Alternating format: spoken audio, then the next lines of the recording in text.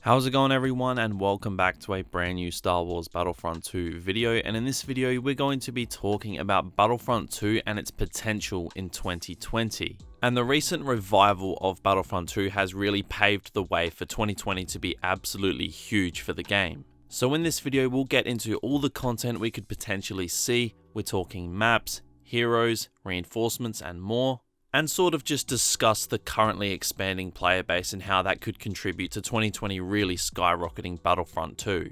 Now before we dive into all of that, be sure to let me know what you want to see in 2020 for Battlefront 2. And also we are trying to hit 50,000 subscribers before the end of the year, and we are getting really close. So be sure to subscribe to the channel, as if we do hit it before the end of the year, I do have something really special planned for the channel. But anyway, now let's dive on into this video. So we'll get this out of the way, as most of you guys watching will already know this, but we do already know that we are getting two new heroes in January in the form of BB-8 and BB-9E. Both of which are going to add an entirely new dynamic to the heroes, which could end up being really good for the hero roster. And we also know that we're getting the sequel trilogy coming to Capital Supremacy, which is a pretty big deal and is going to revitalize the game in a big way. So that's basically going to kickstart 2020 off in a pretty big way, which is going to be a good start to what looks to be a massive year for the game. Now also recently, the community manager for Battlefront 2 has hinted that DICE are looking into doing some new hero skins. People have been asking if DICE had any plans to get some older skins out there for characters like Luke, Han, Leia and Lando.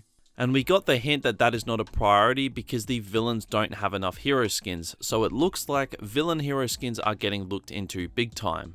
Now this is really good news to hear. Like, when you compare the amount of villain skins to the amount of hero skins, the difference is pretty big, so that could really top off a very good start to 2020. But that is the stuff we know of so far. Now let's get into the stuff that we could potentially see, and I want to keep this video grounded. I don't want to just discuss content that literally has no chance of coming to the game. Having said that, I don't think any of us thought that we'd be getting a chance of having BB-8 as a hero in the game, but here we are. But yeah, anyway, I'm still going to try and keep this as grounded as possible for the most part. So first up, I want to talk about some heroes that we could potentially be seeing in 2020 for Battlefront 2. So the first two I just have to talk about, as they are easily the two most likely and could be the two that we see very shortly. And that is of course Ahsoka and Ventress.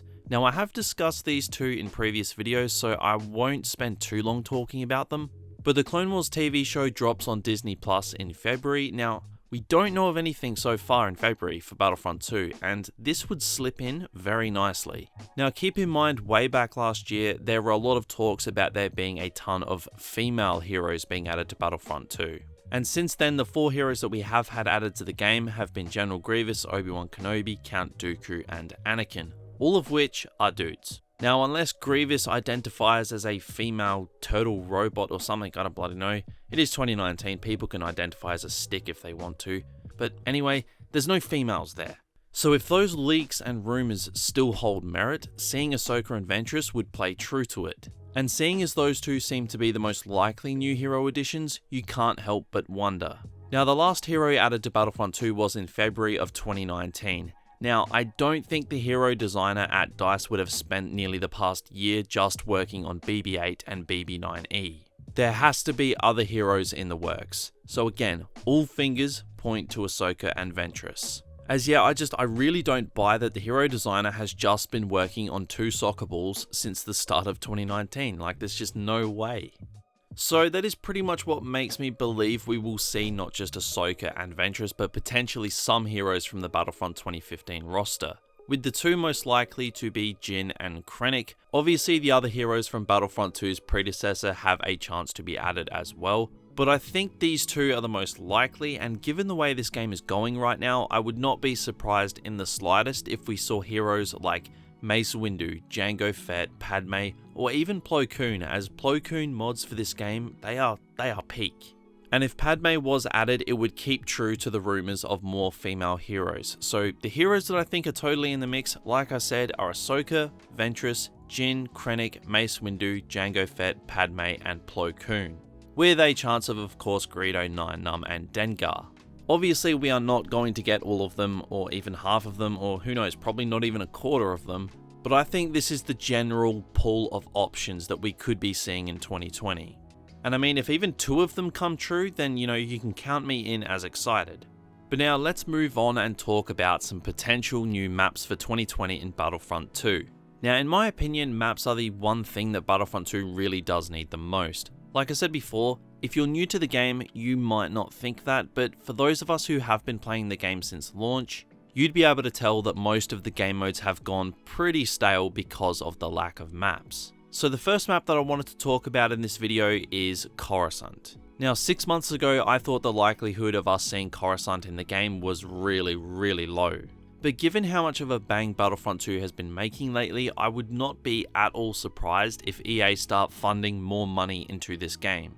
So in turn, we could see the more highly popular maps like Coruscant. Now as a lot of us know, Coruscant was one of the favourite maps of the original Battlefront 2, and there are a fair few cries for Coruscant in Battlefront 2 on the Battlefront 2 subreddit. Not to mention, it's the center point of the entire prequel trilogy, so in my opinion, it probably should have been one of the first maps that we got to see in Battlefront 2. But unfortunately, that's not the case. Like, imagine a Coruscant capital supremacy map, with the ground phase being the Jedi Temple, and then the ship phase being in a Dreadnought or Venator in the battle over Coruscant. It would literally be pulled straight from Revenge of the Sith, and you'd have to be a madman to not want that in the game. So I mean, that's just one suggestion, and if it happens, Battlefront 2 will be certified fire. Now another map that I want to touch on in this video is actually Mustafar. Now I say this because we actually had this confirmed in the past few days, that the shot in the trailer of Kylo Ren going ballistic with the white and red contrast going on for the Rise of Skywalker, that planet was actually confirmed to be Mustafar. So yeah, it's in the Rise of Skywalker, and it's apparently in a recovery phase after the events of Vader Immortal or something like that, so that's why it looks kind of different. Now I would have much preferred that in the game over Ajan Kloss, which was added just a few days ago. I kind of feel like it's a bit of a missed opportunity, and I feel like that map would look unreal in Battlefront 2. There's just something about a red on white colour scheme for Star Wars planets that looks great. Take Crate for example. When the ski speeders are zooming around on Crate in this game, it looks amazing. So it would have been nice to have something like that in this game, so hopefully that's something we could maybe see somewhere down the line. Now the other 2 maps that I'm going to discuss are the 2 that I think are perhaps the most likely, the first one being Utapau from Revenge of the Sith. And of course, Scarif from Rogue One, which is already in Battlefront 2, it's actually in the campaign. So Utapau has been a heavily rumoured map for this game for ages. A lot of people thought that Obi-Wan Kenobi and General Grievous would come with Utapau, they instead came with Geonosis. So the door is still open. Now if they do add Utapau to the game, this would open up the opportunity for clone paratroopers to come into the game. And for the Separatists, they could add Magna Guards. Both reinforcements were seen on the planet in Revenge of the Sith, and it would just be a great and fitting opportunity. And as for Scarif, you'd obviously add that alongside Jyn and Krennic. Now I know porting over maps from Battlefront 2015 to Battlefront 2 isn't as easy as just porting them over, but I think it's something the community would totally eat up. And remember, Scarif is in Battlefront 2's campaign, so there's obviously some groundwork been laid there. And I mean, Scarif was great in Battlefront 2015, and I think it would fit really nicely into Battlefront 2's multiplayer. Now lastly, let's brush up on some reinforcements. So we have the clone paratroopers and the Magna Guards, like I did say before. Magna Guards especially, they just need to be in this game at some point in 2020, and DICE can't ignore them forever. Now as for others we could potentially see in 2020, we have Galactic Marines, which were the clones that killed our boy Ki-Adi-Mundi on Mygeeto.